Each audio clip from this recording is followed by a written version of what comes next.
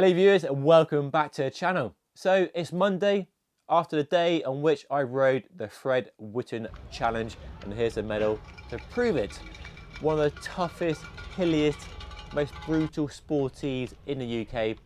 It's over 3,500 meters and 112 miles in the Lake District with climbs like the fearsome, brutal, savage hard knock pass with ramps over 35% and loads of other climbs that make this one of the toughest sportives, the toughest challenges in the UK. So I've done it for a second time. I got round, happy with my performance, but I can safely say never again.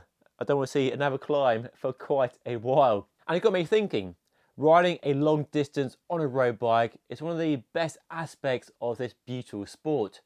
And riding 100 miles, often called a century, is the ultimate test of endurance, mental stamina, equipment reliability, and planning. Lots of planning. And I'm not going to lie, not going to pretend it's easy, because it's not. Riding 100 miles on a bicycle is damn tough.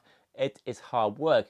But if it was easy, the challenge wouldn't be there, and it wouldn't be that goal that it is for many people. And even myself, as somebody who's been riding a long time, riding 100 miles is still a big endeavor. It's still a big personal achievement.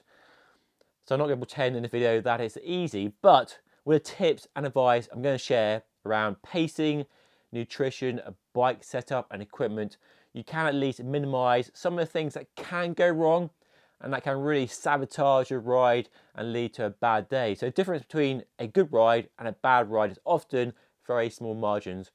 But take the right precautions, have the right mentality going into that ride, you will have the best day on your bike. It won't be easy, you'll suffer, you'll have low points in that ride, but you come out the other end, you'll cross the finish line, you'll grab a cold beer, collapse on a heap on the grass, and all that suffering and agony and pain will be a distant memory, and you'll be planning your next one before you know it.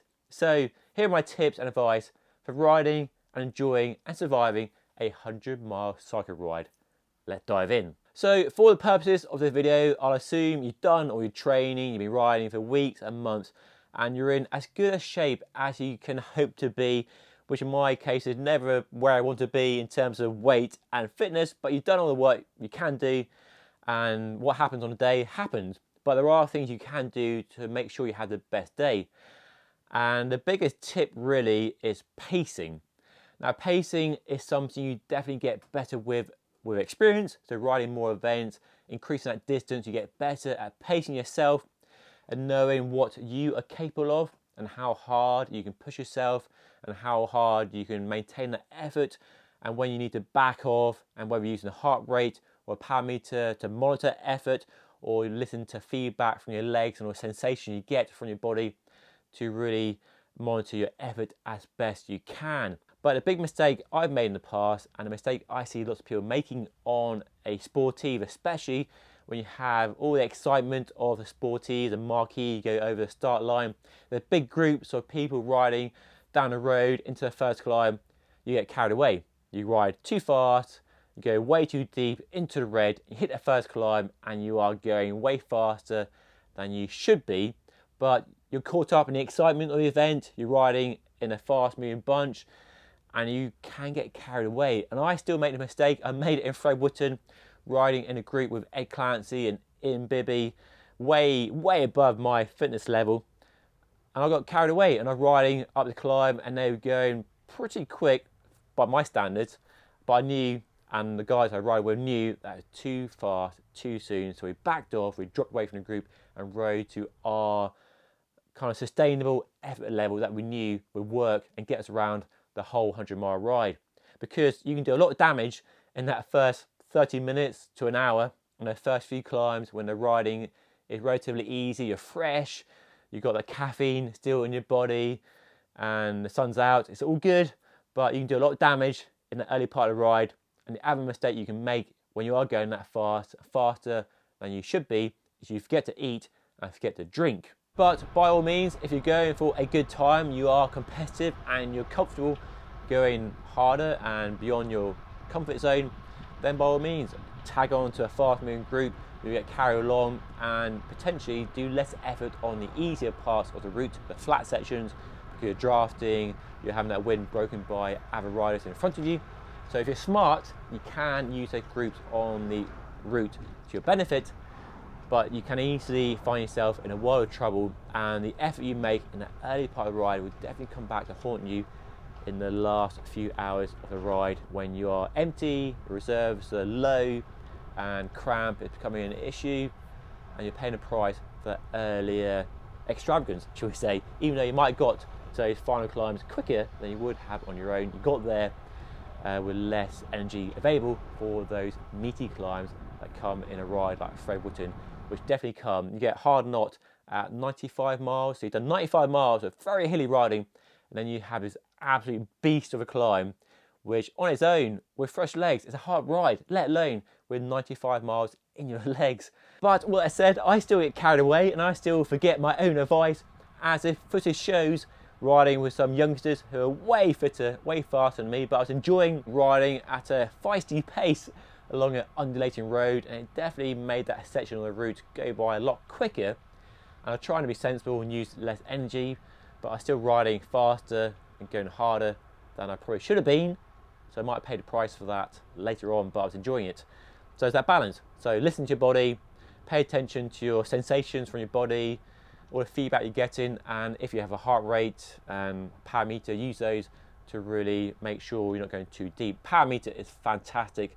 You can have your zones and know, and on the Wahoo it shows you by colour. It goes red if you're going hard, so you know, crikey, I need to back off here until it's green, and use those numbers to make sure you're riding like well within yourself in those early stages of the ride and save something for the back half of that route. Another really good pacing tip that I still use is to not focus on the overall distance, 100 miles, but break it down into smaller chunks.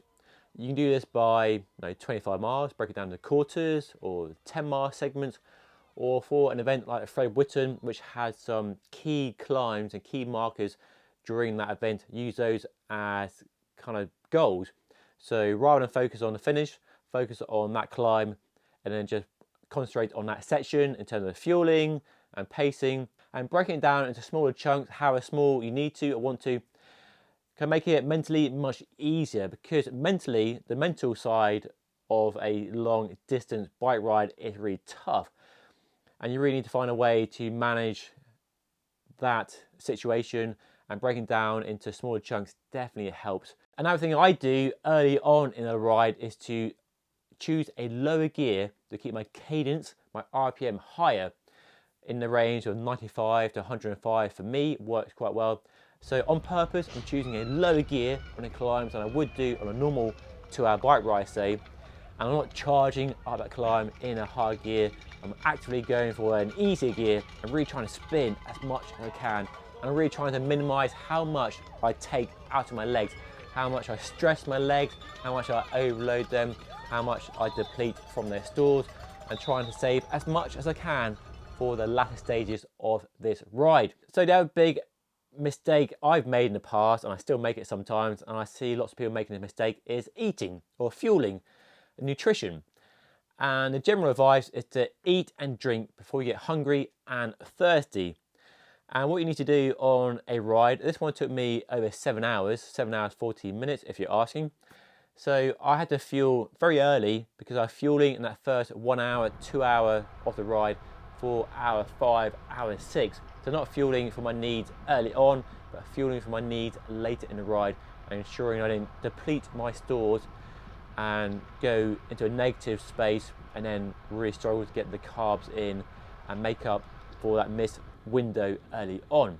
And that's again tricky early on in the ride. You've been eating breakfast, you're pretty stuffed, you can't really stomach any food, and you're tagging along with a fast group, so riding faster than you might be, and you forget to eat because time goes by a lot quicker. But you really need to focus on eating and drinking early on in that first hour. And there are different ways you can do this. Some people have some instructions on their stem, like a pro tip, just write out some distance markers or hourly markers and fueling notes. Or you can use a Garmin or Wahoo and set up some alerts for drinking and feeding, which can pop up on your computer with an audible beep to remind you to drink, take a sip from your bottle, take a gel or a flapjack or whatever you're eating. For me, I use just the duration of the ride, so I'm trying to eat every 30 to 45 minutes and try and eat before we have big climbs coming up, because I knew where the climbs were on the route based on the distance on my computer and the time we were taking. So making sure I was eating on a regular basis and eating well before the big climbs came up and not trying to eat on a climb. So definitely eat on the easier bits. The bits when you're cruising along can be perfect or are perfect. Go along fairly easily, you're comfortable. Those are the times to eat, get the food down you, take on some hydration and not wait until you hit the climb or wait until you get tired or thirsty or hungry. So if you get hungry, get thirsty, you are looking at a world of suffering, because by then your body is, you are in a bad place. So eat early, drink early, use whatever fueling strategy you prefer. So for my ride in the Fred Whitton, I started with 2 energy bottles and 2 pockets full of gels and did the entire ride on energy drink, 4 bottles, probably not enough given how warm it was. And I think it had 6 or 7 gels. So gels like these, high carb gels, I was using ones that are pretty good on the stomach, on the gut, and the beauty, well, not the beauty, wrong word, the benefit of gels, shall we say, is you can get lots in your pocket and they are quite easy to get inside you compared to munching on flapjack. And I find when you are riding quite fast, you're trying to keep the pace quite high and you've got those really grunty climbs, your heart rate goes through the roof, that stomaching gels for me is easier, although I do have some aftershock, should we say, after the ride and the evening of the ride. Definitely a bit of a backlash from gels, but during the ride, gels for me work really well. These modern gels are much easier to stomach. They pack a load of carbs in per gel, and I find I can have 1 or 2 gels per hour with my energy drinks, and that keeps me going really nicely. So I was fueling early on, and I kept it going through the ride, and my energy levels were pretty good, pretty consistent throughout the entire ride, and especially towards the last 2-3 climbs of the route. So I never felt hungry or thirsty or low in energy. Yes, I had fatigue in my legs, and I'm tired and running out of natural ability, but I didn't hit the wall, didn't bonk. So in terms of pacing and nutrition, fueling, it all worked out really well for me. So my advice is use those longer training rides you'll no doubt be doing for a 100-mile event or ride. Use those rides to test out different nutrition. Energy drinks, water, bananas, flapjack, energy bars versus gels and other systems to see what works for you and what works for your stomach and what keeps you nicely fueled for that distance and time you'll be on the bike. Okay, let's talk about a bike setup, and this is a Giant Defy Advance 1 I rode over the weekend, a 3,200 pound model in the company's endurance bike lineup. There will be a review on the bike in the next few weeks. Now the bike you choose is up to you, likely the one you own, but my preference, if I have that ability to choose a bike, is an endurance bike for the more relaxed geometry, the slacker head angle, the longer wheelbase and a space of wide tyres these bikes provide over a race bike. Before I share the equipment setup tips on their bike, a few general points. Disc brakes are fantastic on the tricky descents in the Lake District where they are narrow and twisting and the road surface is bumpy, and the disc brakes gave me more control and I felt safer and calmer and had more confidence to carry a good bit of speed into the corners with no real fear or risk of overshooting the corners in any particular situation. Especially towards the end of a long distance ride when you're tired, fatigued, having that ability to go down a descent as fast or slowly as you want with ample control with one finger around the brakes, and also that reduced fatigue in your hands, your fingers and your forearms. You're not clenching the brakes, you're not fearing a lack of control, you have plenty of braking stopping power so you can control your speed much more easily, and towards the end of a ride, you've been on the bike for 5, 6, 7 hours, that makes a big difference. The other one for me is tubeless tyres. I saw loads of punchers, as you generally do in a sportive, and there's nothing like a puncture to ruin the flow of your 100-mile ride. So tubeless for me, touch wood, is a fantastic game-changing technology. So let's look at the bike in detail and the changes and recommendations I have here for doing a hilly 100-mile ride. And for me, low gears trump low weight. The ability to ride up a climb, albeit at a very low cadence, is definitely made easier by having lower gears than saving a few grams or even kilograms on a bike.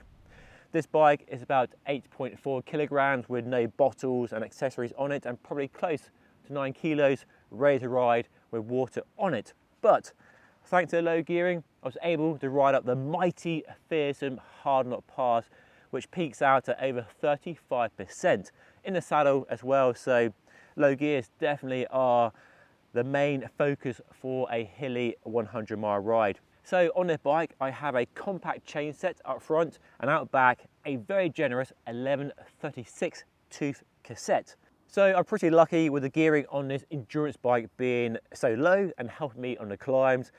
I know with taller race gears, I would have definitely struggled, but an 1134, 1132, even 1130 might have been okay.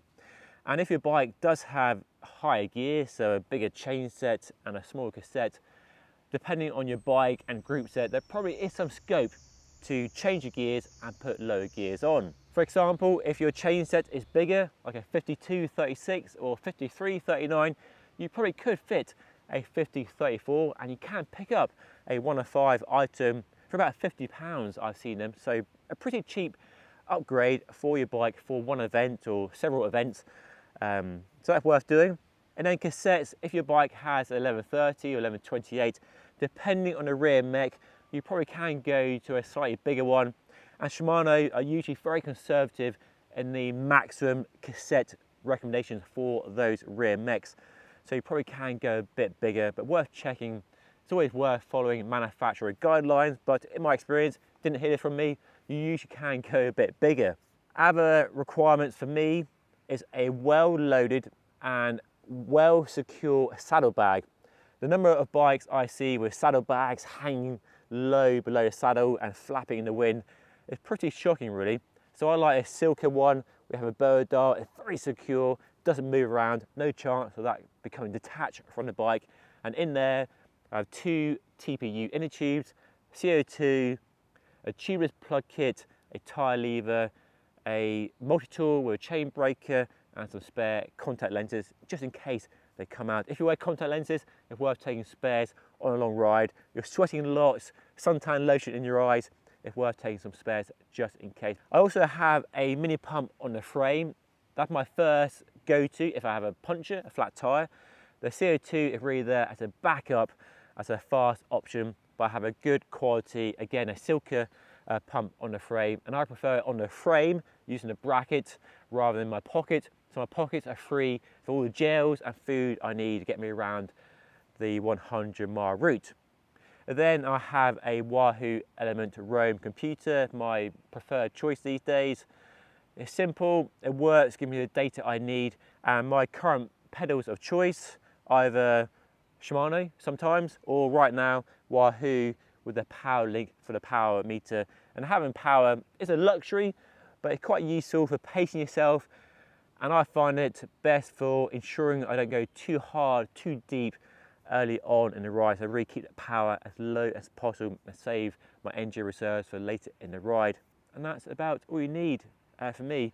And you might notice my number plate, I've gone for the Aero Marginal Gains application of 2 cable ties around the head tube. Probably would get a frown from a race event organizer, but nobody said anything, and it stops it flapping around on the handlebar. And with a out front mount, fitting a number around the handlebar is really tricky, so that works for me. So riding 100 miles is as much a mental challenge as it is a physical challenge in my experience. Your head can do crazy things when you're riding a long way and suffering up climbs, and it's something I've struggled with and battled with in my life of riding bikes, and something that I really never got on top of. But there are ways around it, there are tips you can use to ensure you stay motivated and stay focused on the challenge ahead of you. So one is riding with a group. I rode with 3 buddies in the Fred Whitton, and we mostly rode together, and riding with some companions and friends definitely helps the distance, the hours go by more quickly. You've got company, you can talk to each other. In the early stage of the ride, it's all fun and banter, and later on there's less talking, but a few comments or words here or there can really pick you up when you are going through a bit of a low. They can sort of pick you up and elevate you and help you battle through that slump you might have and will likely have at some point during a 100-mile ride. Trust me on that one. But if you are riding an event on your own, then it's very likely you'll meet some similar ability riders out on the road. And before you know it, you can be riding in a small group of people. And I did an event last year in Finland, a gravel event organised by Valtteri Bottas, not name dropping. But and I spent the whole ride with a group of people that I hadn't met until that day. We just happened to be riding at the same pace, and we had a similar approach to riding and speed, and it just made it a wonderful day out on a bike, a magical experience almost, and I still keep in touch with some of the people I met on that day as well. So the difference between doing an event solo on your own or riding in a big group is massive, and I had one of the best days on the bike I've ever had thanks to the group I was in. Yes, of course, it was amazing, the weather was fantastic, and it made that 100-mile ride or whatever distance it was go by really, really nicely indeed, and a lot more enjoyable. So those are my tips and advice for riding a 100-mile event or self-planned ride. And I know lots of you watching this have ridden lots of 100-mile rides over the years, so let me know what tips you think I might have missed or what tips really work for you, because we're all different. What works for me might not work for you, and the setup approach I take with my bike is very personal to what I find works for me and for the way I ride a bike, and everybody's different. I saw that in the Fred Whitton challenge with many different approaches to setting up bikes, from bags and racks and mud guards and different bikes and tyre widths. So let me know your thoughts by leaving a comment down below. And if you want to see a video where I sit down with a coach and talk about actual strategies for fueling and nutrition, watch this video right up here. Definitely worth 25 minutes of your time. And of course, don't forget to hit that subscribe button right there for more content like this on a regular basis.